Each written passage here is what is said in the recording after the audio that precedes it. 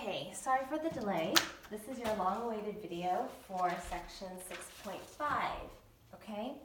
So for 6.5, I'm going to introduce to you the first couple of properties so that you can get a sense of where some of these steps that you're using for the homework can come from, okay? So there's three properties. The first property is the product property.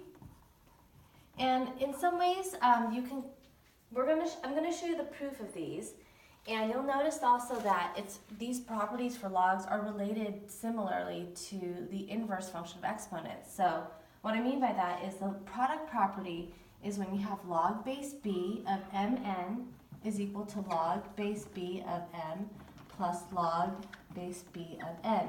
Okay, so if you have log and a base where you have a product multiplied together, you can separate and expand it to be a sum of two logs, okay? The quotient property, okay, the quotient property is like that in the sense that if you have log base b of m over n, you can rewrite it as a difference of logs, okay? So it'll be log base b of m minus log base b of n, all right? And the third one that you're going to be using for your homework today is the power property of logs, and that is log base b of m to the n power, okay? And what you can do with this one is you can take the exponent and you can move it to the front of the logarithm and just leave the rest as is. So this is equal to n times log base b of m, all right? So there are three properties that you can use, okay? And I'm going to give you a quick example of how to use it to expand, okay? So let's just, for example, say we were given, let me get another pen.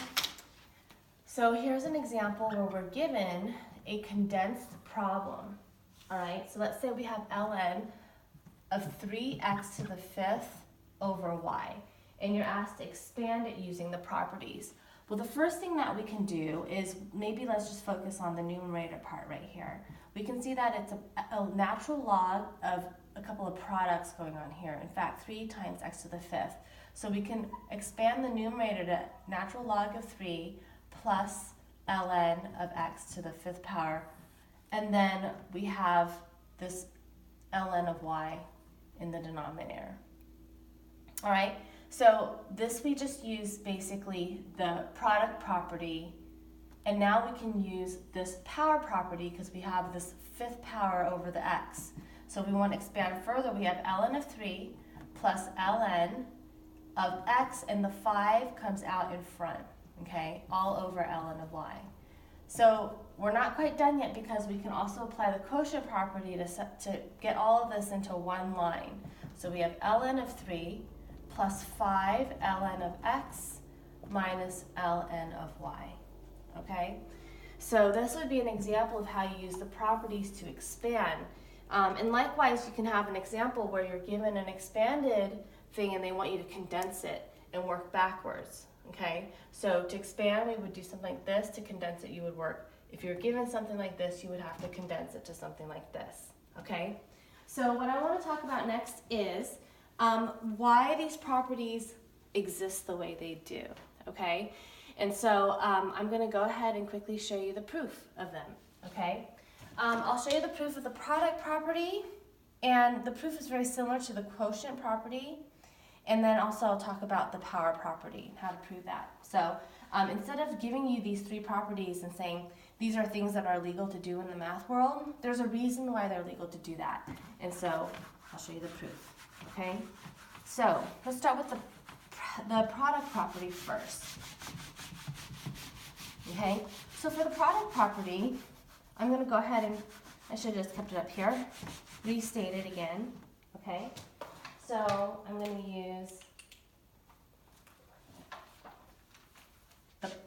the product property that I originally had stated here, which is log of b mn is equal to log base b of m plus log base b of n, okay? So I'm going to do something a little bit weird. I'm going to substitute, I'm going to say let's call this equal to x all right? And let's go ahead and call this equal to y. All right? So what would happen in this case? Well, if we were to take the red, okay, and pull it aside, all right, we have x is equal to log base b of m, all right? And then if we were to pull this to the side, we would have y is equal to log base b of n, all right? So basically, we've just substituted x and y into these things, just kind of look at it as separate logs, all right? Well, I'm going to go ahead and rewrite these into exponential form, okay? So I'm going to write them into exponential form, okay? So I'm going to make a note here, exponential form, okay? If I do that, then I end up getting b to the x is equal to m over here on the left, and then here I end up getting b to the y is equal to n. All right? And we know that if we multiply them together, okay, let's just say we have m times n. If we happen to take these two separate logarithms that we've turned into exponential form, if we take m times n, it's going to be m is b to the x, and I'm going to multiply it to b to the y. Okay, and we learned in the previous chapter that if you have the same base and you multiply these two exponents together, you can rewrite it as 1 base x plus y. All right? So in other words, mn is equal to b to the x plus y. All right? So far, so good. All right? Now, if I write this as one equation, I'll switch it back to black. We have mn is equal to b to the x plus y. Okay? We're going to go ahead and slap on some logs. Okay? Okay, what you do to one side, you do the other. So if I slap on a log base b to the mn, I'm going to slap on log base b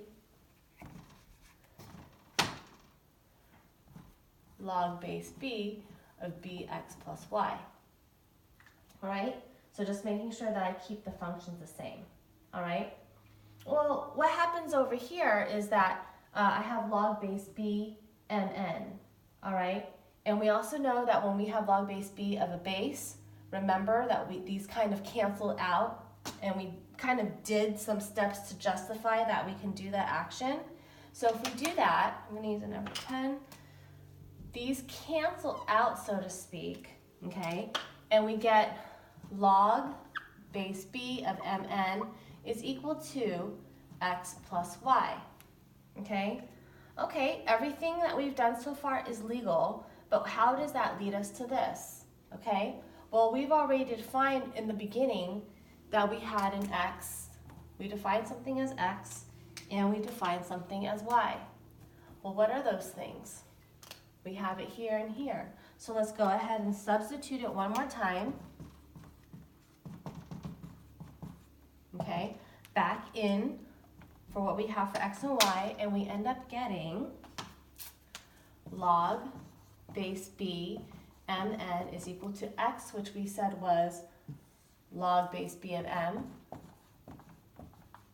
plus y, which we said was log base b of n. Okay? And so, bam, out of starting with something, we've been able to show that we ended with what we were trying to look for, this justified statement and step that allows you to take the product of a log base b and then separate it into a summation of different logs. Okay? I'm going to stop here, and then we'll talk about the proof in class for the power property for logarithms later.